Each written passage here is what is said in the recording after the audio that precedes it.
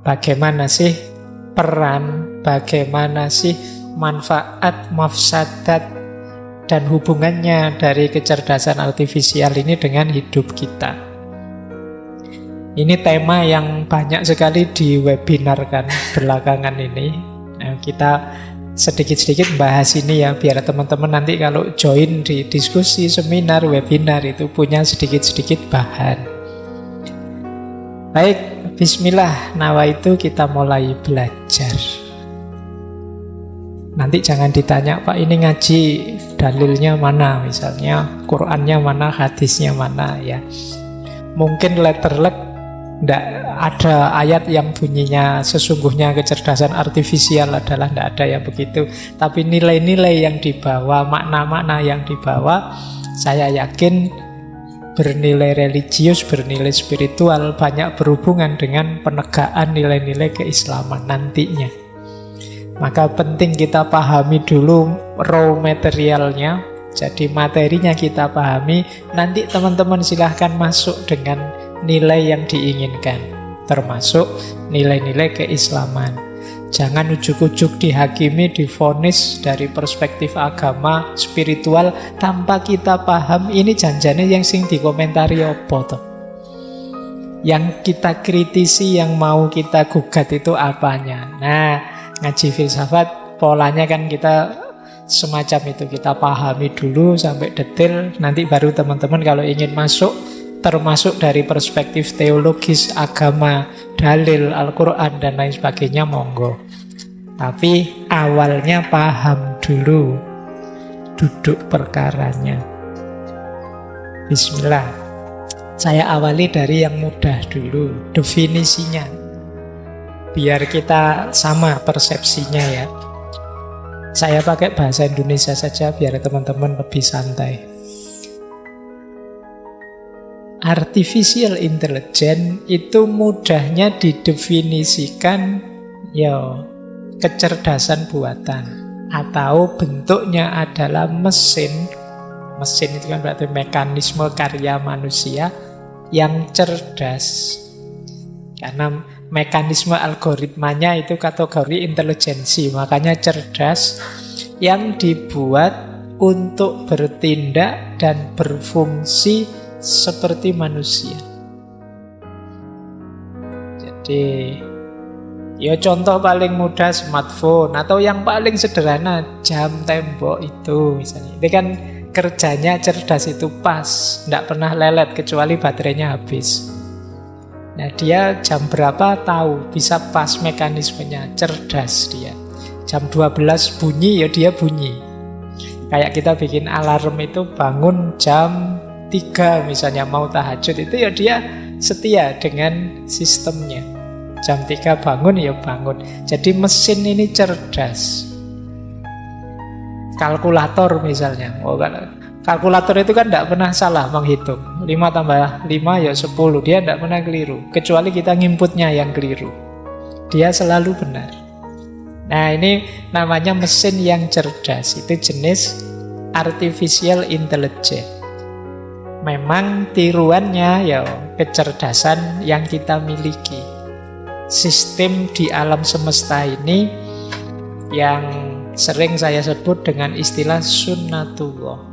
Jadi mekanisme alam ini kan kalau dalam Islam disebut sunnatullah. Nah, kecerdasan buatan ini yang kemudian dimanifestasikan dalam bentuk karya-karya, mesin-mesin dan lain sebagainya, itu memahami mekanisme sunnatullah ini. Jadi, air kalau dididihkan 100 derajat mendidih dia, itu kan kita bikin mekanisme untuk bikin air panas 100 derajat terus mendidih. Nah ini jenis-jenis mengambil sunnatullah yang semacam itu. Nah cirinya 3. Melakukan replikasi, mensimulasi. Mensimulasi itu bikin permainan mekanisme yang seperti kecerdasan kita. Kok pinter ya kalkulator ini? Itu kan mensimulasi kerja pikiran kita. Yang kedua, melakukan tugas-tugas dan membuat keputusan cerdas sesuai data dan instruksi yang kita berikan, sesuai mekanismenya. Yang ketiga, merasionalisasi. Jadi mengambil satu tindakan, ini enaknya gimana ya? Nah, itu mesin-mesin tertentu yang kita pegang hari ini itu bisa. Situasinya ini berarti saya harus begini. Anunya begini, harus begitu. Sekarang kan banyak mesin-mesin otomatis. Oh, kalau suhunya sekian, AC otomatis nyala misalnya. Sekarang banyak yang seperti itu. Nah, ini cirinya. Yo, komponennya, kompetensinya macam-macam. Dia reasoning, planning, learning, processing, moving the object, dan lain sebagainya. Ini saya bilang tadi, saya tidak akan terlalu mendalam di teori artificial intelligence-nya ya. Terus pokoknya teman-teman dibaca saja, kira-kira ikut definisi ini. Nah, saya ambil yang terakhir itu, saya pakai bahasa Jawa. Mekanismenya artificial intelligence ini saya tiba-tiba pas nulis materi ini kok persis dengan yang disampaikan oleh Ki Hajar Dewantara. Jadi caranya orang belajar itu ya nonton, niteni, dan nirokke. Melihat, meniteni itu apa ya? Mengingat-ingat itu ngiling-ngiling. Kalau niteni apa? Meniteni lah, ngancing. Jadi niteni itu misalnya gini loh, tak titeni ya, ini ngaji ini nanti kira-kira jam 9:30 mesti 50% ngantuk. Nah, ini namanya niteni. Jadi membaca sunatullah tadi dititeni, diiling-iling. Oh, nanti begini. Kalau suasananya seperti ini mungkin tidak lama lagi akan kemarau. Kalau pagi dinginnya luar biasa misalnya, itu niteni namanya kalau bahasa Jawanya. Jadi dengan cara niteni ini nanti dilanjutkan nirokke, membuat mekanisme yang sama. Meskipun kata-kata nonton, niteni, nirokke itu sering dipahami sederhana, kayak kita ngajari anak kecil level PAUD atau TK. Mereka disuruh melihat sesuatu, disuruh ingat-ingat, menghafalkan, kemudian menirukan. Nirukan gerak, nirukan kata. Tapi sebenarnya menurut saya ini maknanya dalam. Orang itu bisa menyusun semacam artificial intelligence, itu filosofinya sama. Melihat sesuatu, yang dilihat pasti mekanisme alam yang kita kenal sunatullah tadi. Terus dititeni mekanismenya. Oh, kalau begini mesti begitu. Ternyata setiap 100 derajat dia mendidih. Ternyata setiap matahari pas di tengah-tengah itu berarti siang hari jam 12 misalnya. Itu dititeni. Terus ditirokke, diduplikasi, direplikasi.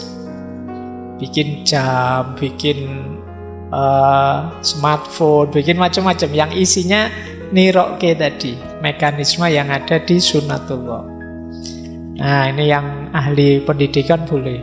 Mungkin sudah saatnya kita memaknai filosofi-filosofi dari simbah-simbah kita secara jauh lebih dalam. Jadi nonton, niteni, nirokke. Apa saja? Fenomena sosial, fenomena budaya, fenomena alam, dan lain sebagainya.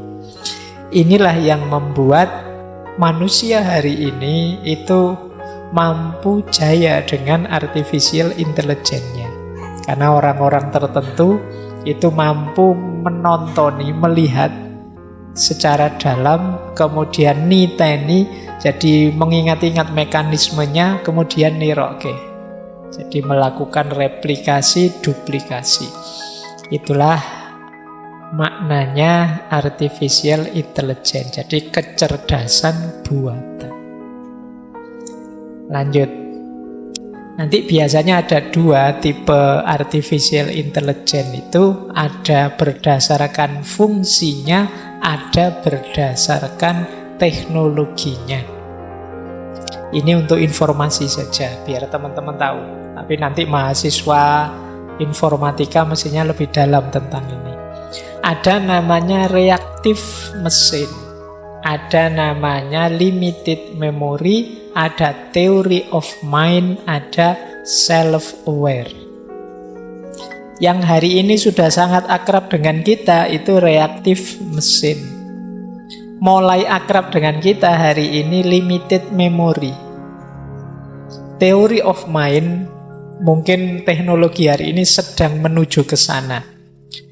Yang self-aware ini masih belum. Masih agak ngeri orang membayangkan ada artificial intelligence yang sampai level self-aware. Kalau reactive mesin ini AI jenis fase-fase awal. Jadi dia bekerja sesuai data yang diinput dalam dirinya. Jadi misalnya, ya contoh paling mudah kalau komputer itu main game, main catur misalnya. Kalau main catur itu kan datanya sudah diinput semua. Kita main terus direspon oleh komputer. Itu kan komputernya bukan kok terus cerdas seperti kita. Dia hanya merespon sesuai data yang sudah diinputkan. Kalau lawannya begini, nanti responnya begini. Kalau begini, pasti begitu. Itu namanya reactive mesin. Jadi mesin yang diciptakan dengan tugas khusus spesifik. Untuk yang lain dia tidak bisa. Mengembangkan dirinya sendiri dia tidak bisa. Nah, ada yang kedua namanya limited memory.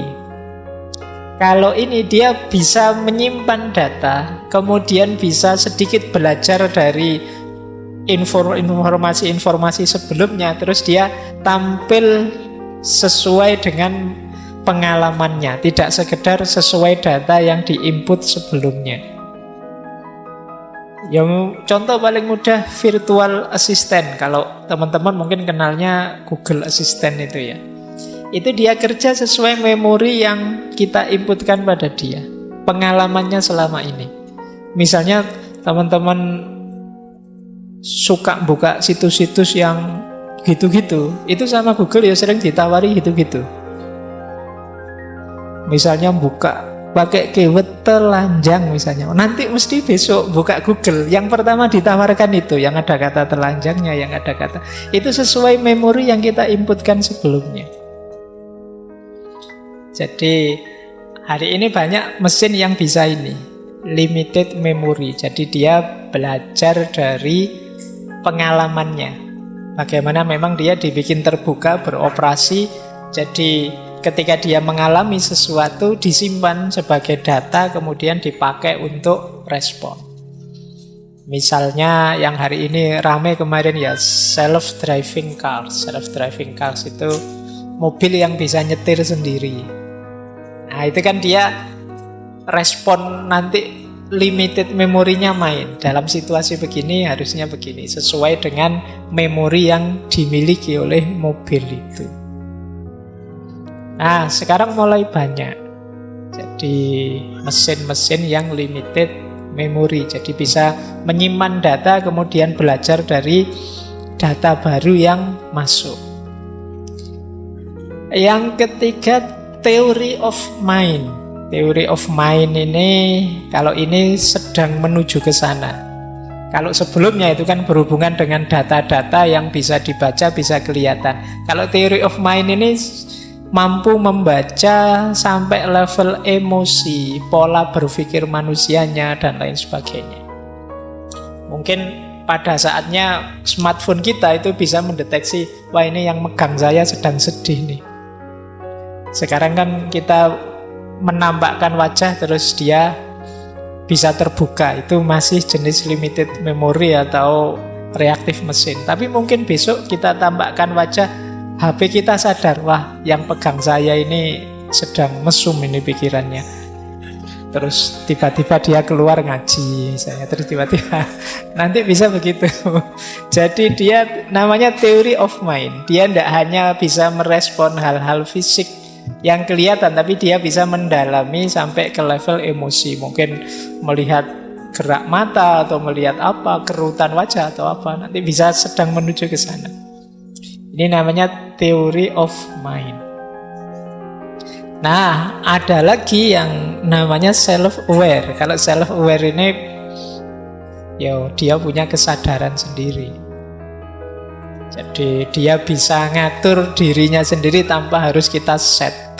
Dia punya kesadaran sendiri. Misalnya Mungkin HP kita itu dia bisa ngatur dirinya sendiri. Misalnya kita set, saya mau bangun jam 7 terus dia, masa masih mahasiswa bangun jam 7, sholat subuhnya kapan? Terus dia geser sendiri, bangun pokoknya minimal jam 5 atau jam 4 lah. Terus bunyinya dia jam 4 misalnya. Itu namanya self-aware. Jadi dia mungkin dari berbagai data yang dia miliki, loh ini kan Islam, masuk bangun jam 7, harusnya kan sholat subuh misalnya. Terus akhirnya kamu nyeting jam 7, dia keringnya jam 5 atau jam 4. Nah ini punya kesadaran sendiri. Nah ini agak-agak ngeri gimana kalau kita punya mesin yang dia punya kesadaran sendiri. Bukan hanya kita yang ngatur, dia juga ikut ngatur. Ini namanya self-aware. Dibayangkan nanti bisa ke sana. Oke, dan ini kan sudah menjalar kemana-mana kan. Era Internet of Things ini semua bidang sekarang dimasuki oleh artificial intelligence ini. Kemarin bahkan sampai ada di dunia kedokteran yang operasinya tidak pakai dokter, pakai mesin saja, pakai robot. Jadi mungkin lebih presisi. Kalau manusia mungkin bisa meleset-meleset, tapi kalau mesin mungkin langsung pas sesuai, kecuali listriknya mati, saya tidak tahu. Tapi ada ternyata sampai hari ini, sampai level itu. Makanya nanti banyak hal yang terancam. Makanya malam ini kan kita akan membahas banyak sisi eksistensialnya yang berhubungan dengan manusia. Kalau teknologinya mungkin yang kuliahnya jurusan sains komputer bisa masuk nanti ke tema-tema ini. Jadi ini tipe artificial intelligence berdasarkan fungsinya. Nanti ada lagi sesuai teknologinya. Sebenarnya mirip-mirip saja. Jadi kalau sesuai teknologinya ada istilah artificial narrow intelligence. Ada artificial general intelligence, ada artificial super intelligence. Ini teknologinya. Yang hari-hari ini banyak kita nikmati itu artificial narrow intelligence.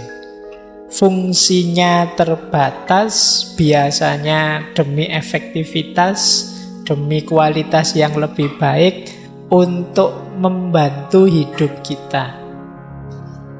Nah ini artificial narrow intelligence. Kan banyak hal yang kita terbantu dengan teknologi ini.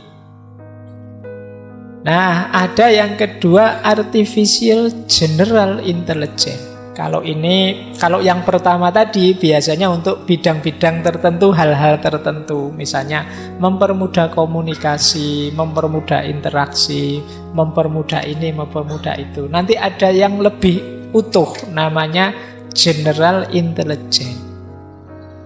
Contoh mudahnya misalnya hari ini mulai dikembangkan sistem robot yang di situ dia harus gabungan antara proses bahasa, proses data, proses gambar yang mungkin jumlahnya luar biasa besar jadi satu di satu objek. Ini namanya artificial general intelligence. Artificial general intelligence itu biasanya gabungan dari artificial narrow intelligence. Jadi kalau narrow satu fungsi, satu tugas, kalau general ini banyak fungsi di satu tugas. Nah, ada yang terakhir artificial super intelligence. Kalau ini puncaknya sudah dia sepadan dengan manusia, bahkan disebut juga bisa melebihi manusia. Jadi dia bahkan bisa kreatif sendiri, mengambil keputusan sendiri, menghasilkan sesuatu sendiri. Kalau yang artificial tadi kan sesuai data yang dia input. Kalau artificial super intelligence itu dia jadi mesin yang bisa memproduk keputusan sendiri, menemukan sendiri. Nah ini artificial super intelligence. Ini di film-film banyak ya yang sudah mulai jenis artificial super intelligence. Biasanya kalau di film itu lama-lama nanti ada dalam dunia nyata. Karena manusia itu dengan kreativitasnya. Nah, ini tipe AI sesuai teknologinya. Jadi pola-polanya seperti tadi ya. Ada yang sesuai fungsinya, ada sesuai teknologinya. Baik, saya akhiri di situ untuk bagian teorinya. Saya lihat sudah mulai mengkerut ya, nggak ngerti saya ngomong apa. Kita mulai ya membahas sisi eksistensialnya. Yuk, teknologi-teknologi yang luar biasa tadi loh. Manfaat mafsadatnya apa sih kira-kira? Gunanya dan kerusakan yang dihadirkan apa? Atau kalau pakai bahasa Inggris di buku-buku sekarang banyak pakai istilah abundance dan disruption. Kelimpahan yang kita peroleh atau disrupsi, kekacauan hidup. Nah, kita lihat ya argumennya orang yang suka dan tidak suka, pro and cons. Kalau orang yang setuju dan senang, itu biasanya argumen yang pertama efisien dan akurat, tidak pernah meleset. Yo namanya saja mesin. Antara kita menghitung sendiri dengan dihitungkan kalkulator, itu kan kita jauh lebih percaya hitungannya kalkulator. Kenapa? Akurat dan efisien. Tidak kesuwen ngitung. Kita 1026 dibagi 12 itu kan kita tidak pakai porogapit lah, pakai apalah, suwi. Jadi kalau pakai kalkulator cepet, efektif, efisien. Jadi termasuk HP kita ini, kita nyari berita cepet, efektif, efisien. Zaman dulu orang nunggu koran, korannya datang pagi-pagi, nunggu tukang korannya tidak telat, baru kita dapat berita. Atau di radio, atau di TV jam tertentu.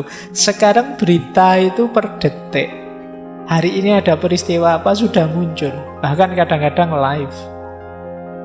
Jadi tidak nunggu besok. Kalau zaman dulu, nunggu nanti mesti keluar di TV dunia dalam berita. Saya nunggu nanti mesti di Kompas besok dimuat mesti. Kita nunggu besok. Kalau hari ini tidak.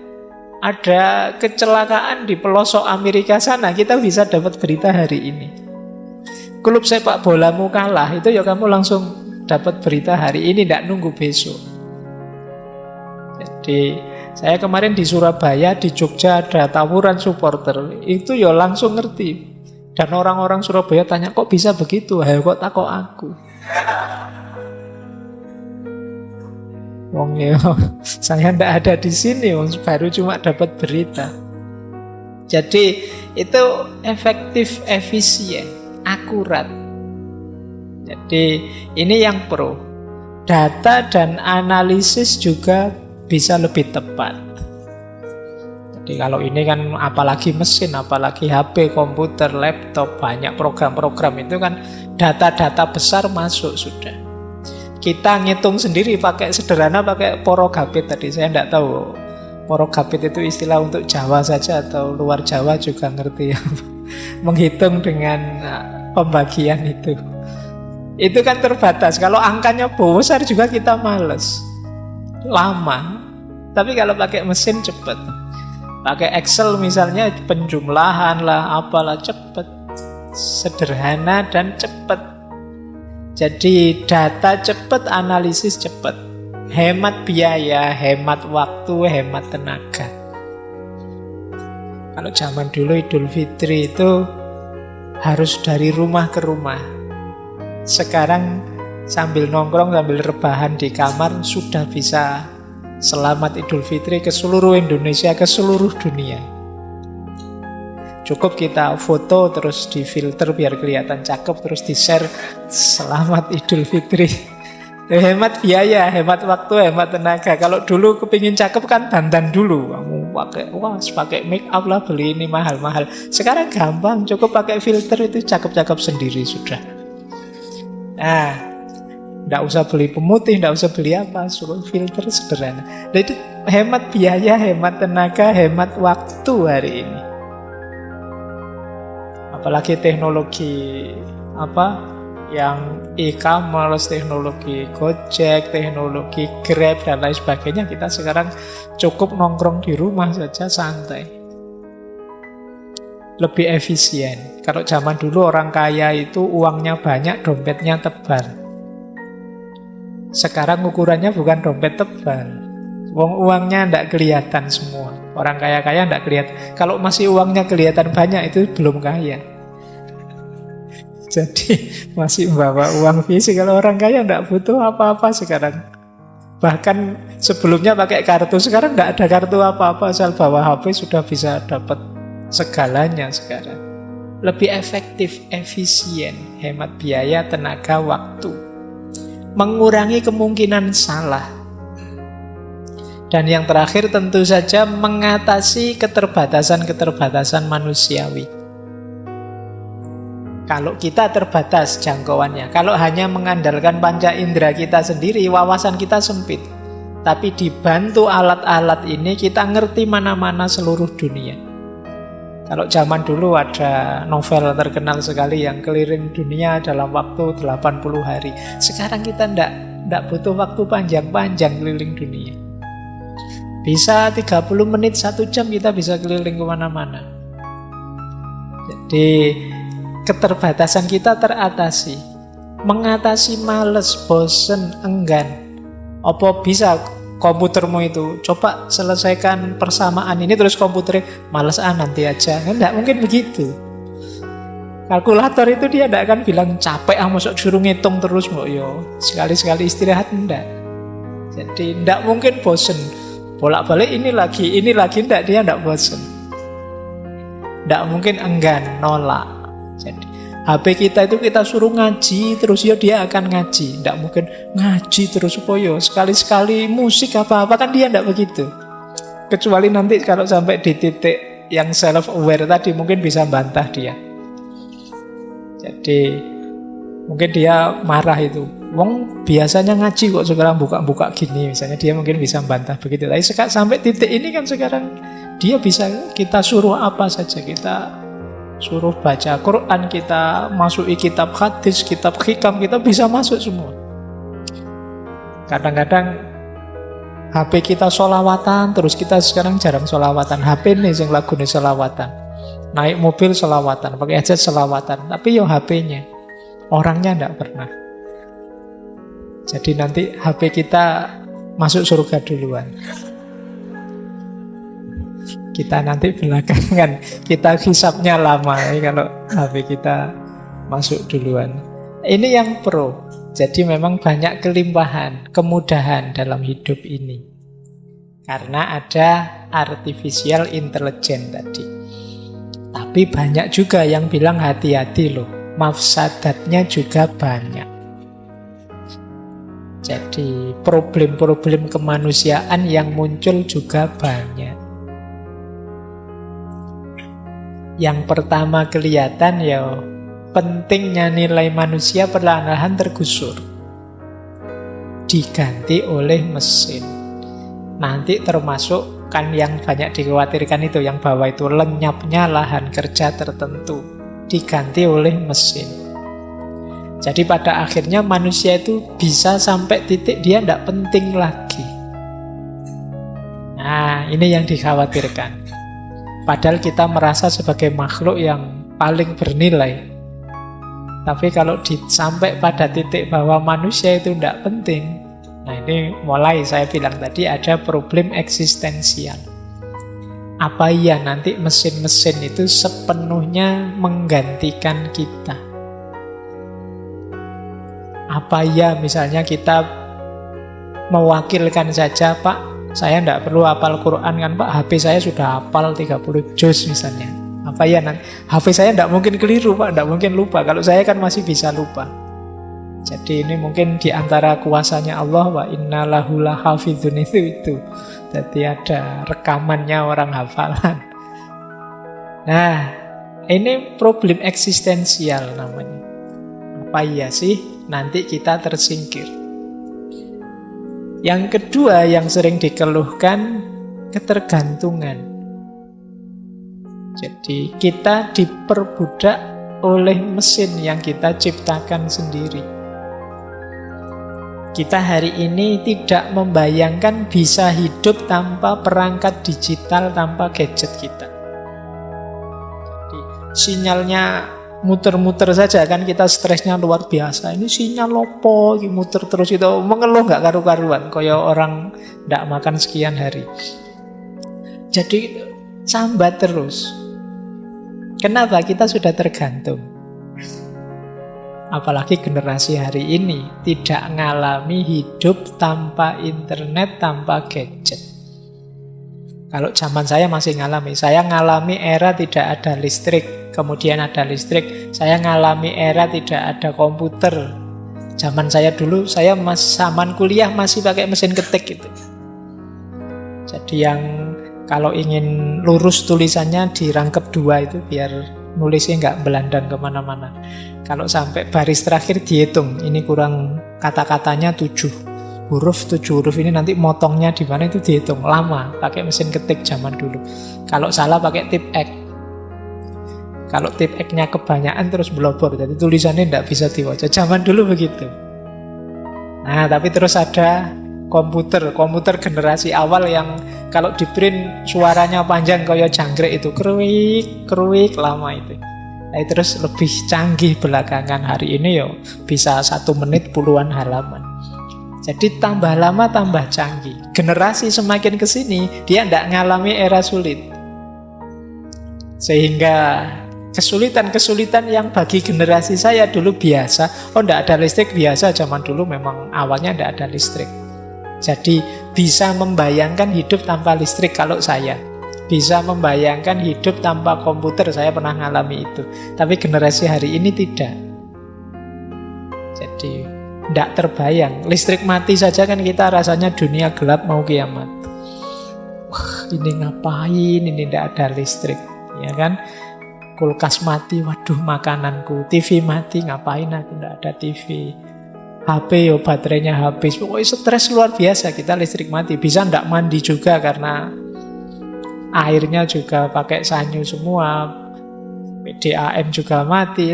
Jadi bisa membayangkan 2 hari listrik mati itu bisa rasanya hidup ini gelap luar biasa. Nah, itu generasi hari ini. Kita mulai masuk ke dalam ketergantungan demi ketergantungan kepada teknologi. Kemudian problem moralitas. Problem moralitas itu banyak kan. Kemarin ada cyber terrorism, curi-mencuri data, hacker, bias dari kreator-kreatornya.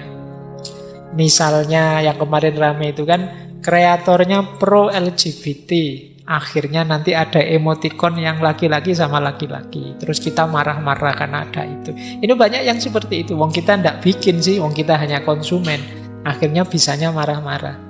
Sebenarnya yo kalau ingin kita ndak marah-marah, dibalik kita yang produsen, sehingga kita bisa memasukkan nilai-nilai yang kita anggap utama. Sayangnya kita ini konsumen, jadi akhirnya dapat sebel terus, marah-marah terus.